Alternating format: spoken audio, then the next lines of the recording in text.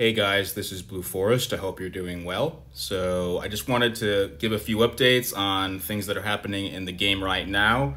And first of all, I just wanted to give a review of the cinematic Gauntlet. At this point, I have run through the first two chapters.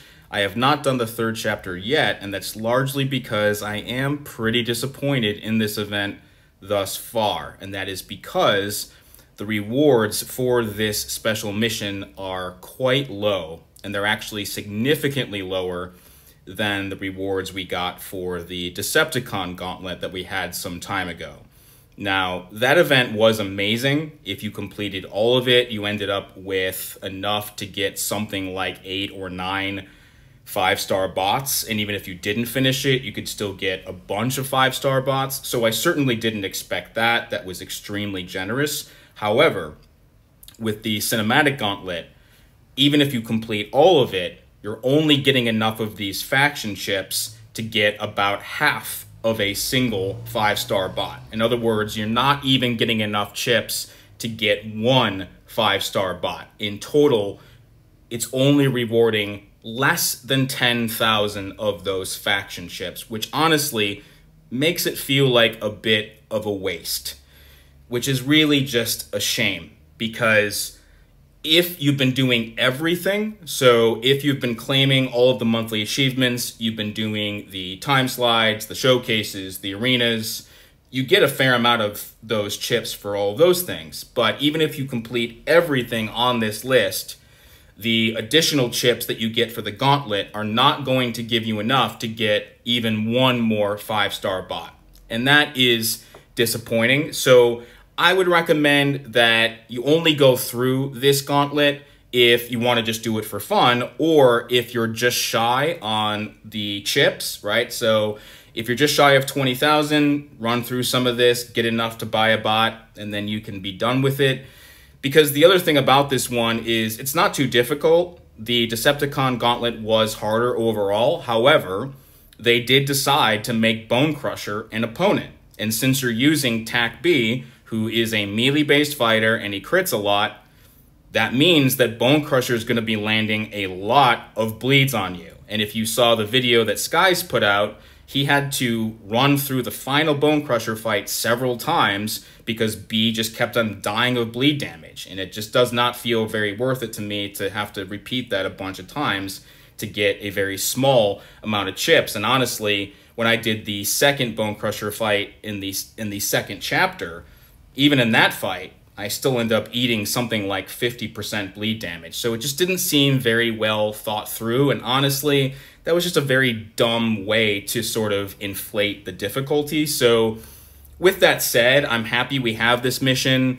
It's new, it's different. I'm glad they're putting out this kind of content, but hopefully if they run gauntlets like this or similar missions in the future, maybe they will strike more of a middle ground. So they'll say, okay, we're not going to give out potentially, 8 5-star bots, but it would be nice to have enough chips to get at least one, right? 1 or 2, just to make it feel like it's not a waste of time, because I think a lot of players are not really going to feel like this one is very worth it overall. So I would say, by the way, that if you only have time to either do the time slides or the Gauntlet, I would definitely prioritize the time slides, because you do get a fair amount of these chips, definitely more than for the Gauntlet. And of course, you're going to get the rewards that you would get from the time slides anyway.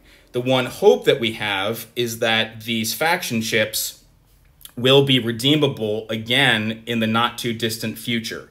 They have been paying more attention to this game, so I'm happy about that. There certainly have been more events, but even if they do run more events where you could use these chips, we have no idea when that's going to be, because they don't tend to communicate very much. And if I look at my inventory, right, I have, some of these Beast Wars chips, I have some of these Autobot chips, right?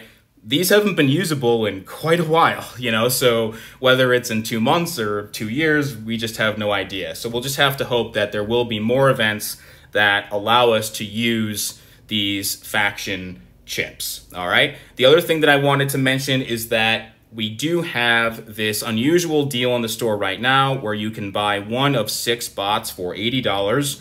you can pick up Nemesis, Necro, Cliffjumper, Dirge, Skywarp, or Ironhide. Now, I'm certainly not going to tell you whether to spend money or not. That's entirely up to you. And if you'd like to spend some money, you want to support the game, and you want one of these bots, by all means do so. I will just say, however, that several of these bots are already Titan bots, and Dirge is now available in the Crystal Pool.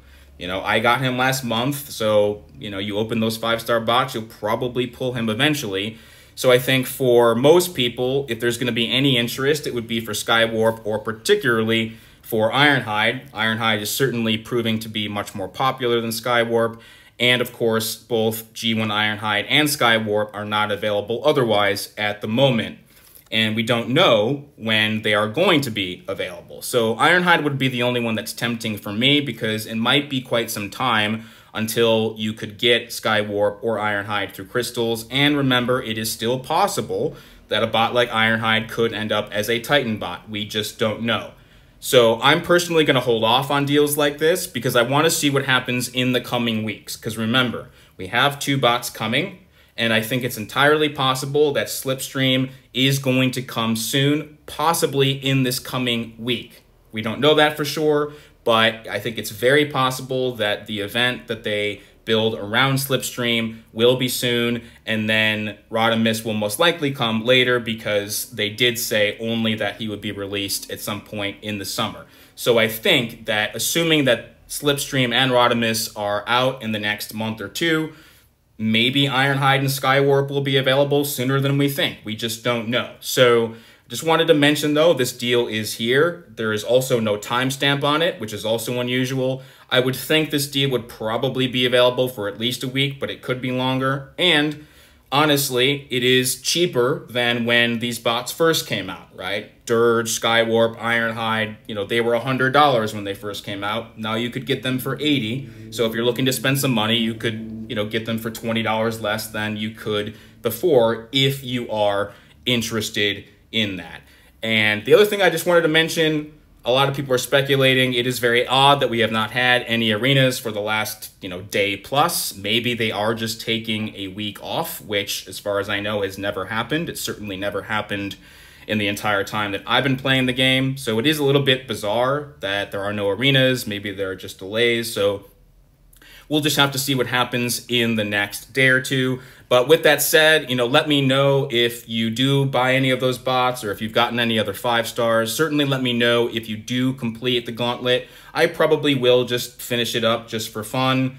But, you know, it's just not going to be very exciting because you're not going to get a whole lot of chips even for that final chapter. So anyway, let me know if you have any questions. I hope you're able to get through everything, including the time slides, and, you know, make sure you do those showcases because you are going to get those faction chips as well. So anyway, do take care of yourselves, and we will speak again soon.